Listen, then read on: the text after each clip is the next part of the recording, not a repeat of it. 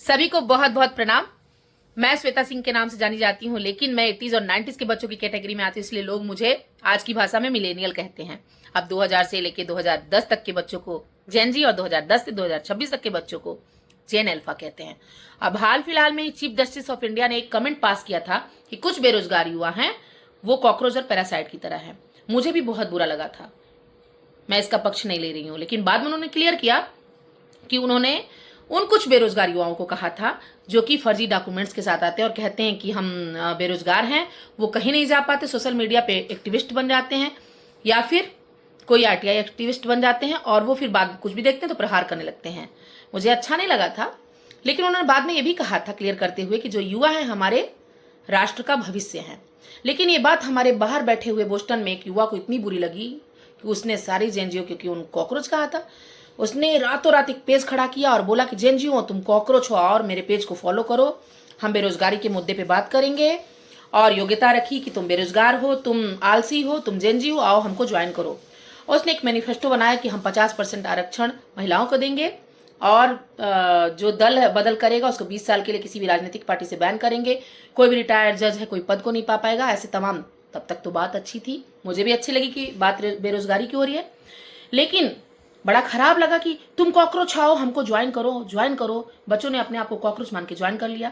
जब तक भारत के बेरोजगारों की बात हो रही तब तक तो ठीक था, लेकिन जैसे ही इनके फॉलोअर्स ने, इन्होंने क्या बना लिया, कॉकरोच पार्टी। इनके फाउंडर ने अपने जो पेज का नाम रखा कॉकरोच जनता पार्टी। जैसे इनके फॉलोअर क्रॉस किए बीजेपी को, ए सीजेपी बनाम बीजेपी हो गया, उन्होंने एक कहना शुरू कर दिया कि तुम सब बीजेपी को अनफॉलो मारो, हमको फॉलो कर लो। है अब इनका जो बेरोजगारी का मुद्दा ऐसा नहीं लगता कि भारत का है, इनका लगता है कि ये पाकिस्तानी और बांग्लादेशी बेरोजगारों की बात कर रहे हैं और एंटी नेशन बात कर रहे हैं। अब आपको आइए बताते हैं कि क्या एंटी नेशन बात करते हैं। ये कहते हैं कि बांग्लादेश में जो शासन चल रहा है बीजेपी का, वो तालिबानी शासन हो गया, क्योंकि वहां पे इनको ये नहीं दिखता था पहले, जो इससे पहले होता था, रेप होता था, अर्जिकन में रेप हुआ, जो मतदान करती थी महिलाएं उनका रेप हो जाता था, ये तब कुछ नहीं बोलते थे। अब बच्चों ये है कौन, इसके फाउंडर, आइए आपको बताते हैं। अभिजीत दीपके जी, जिन्होंने आर्टिकल 370 के विरोध में इतना गंदा गंदा बोला था कश्मीर के, आप जाकर के इनके ट्विटर हैंडल पे देख सकते हैं।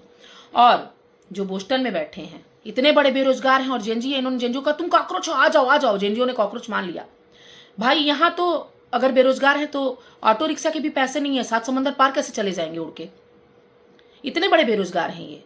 और हमारे युवा इतने भ्रमित और भटके हुए जेएनजी कि इनको इनका उंगली पकड़ के वो चले गए, वो नहीं देख रहे कि कैसे हैं, सही है कि क्या है और ये है कौन, इनका साथ कौन दे रहा। वो जो झाड़ू लेके आए थे बहाने भ्रष्टाचार को, जो खुद ही बाहर आ गए, ये उनके साथी, उनके परम मित्र हैं। आप उनके ट्विटर हैंडल पे जाके इनको देख सकते हैं।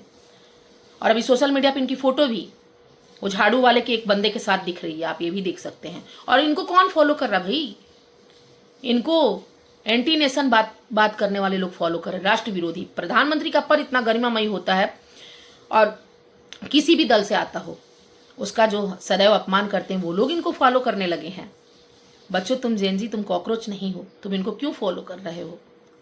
तुम राष्ट्र विरोधी बात करने वाले को फॉलो कर रहे हो। बेटा ये बेरोजगारी का मुद्दा लेके आए थे, लेकिन ये तो बोलते नहीं बेरोजगार पे, ये तो ऐसा लगता कि बीजेपी बनाम सीजेपी कर रहे हैं, इनको तो उखाड़ फेंकना है? जिसको अपने राष्ट्र की गरिमा का ध्यान नहीं है और इसको ये किसका साथ दे रहे हैं, किसको तुम फॉलो करो, किसको रोल मॉडल बना रहे हो? ध्रुव राठी को, वो जो वहां जर्मनी में बैठा हुआ है। बच्चों ऐसा मत करो, इनको बोलना चाहिए था ना, बेरोजगारी के मुद्दे पे आए थे ये तो।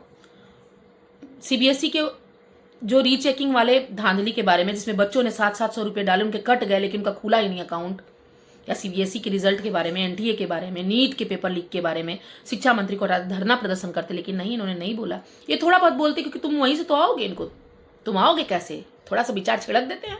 बाकी इनको सारा मोटो इनका हो गया है राष्ट्र विरोधी बात करना। तो बच्चों देख लो, किसी के फॉलोअर अधिक होने से वो किसी गरिमा में मई पद को नहीं पा लेता है। तुम बच्चे जेएनजी कॉकरोच नहीं हो, तुम हमारे राष्ट्र के निर्माता हो और हमारे घरों के चिराग हो। तुम्हारा नामकरण बड़े सम्मान के साथ किया गया है, तो किसी भी पेज को फॉलो करने से पहले सोचो, किसी के भी अकाउंट पे जाने से पहले सोचो कि वो है कौन, कहाँ से आया है। जय जय श्री राम।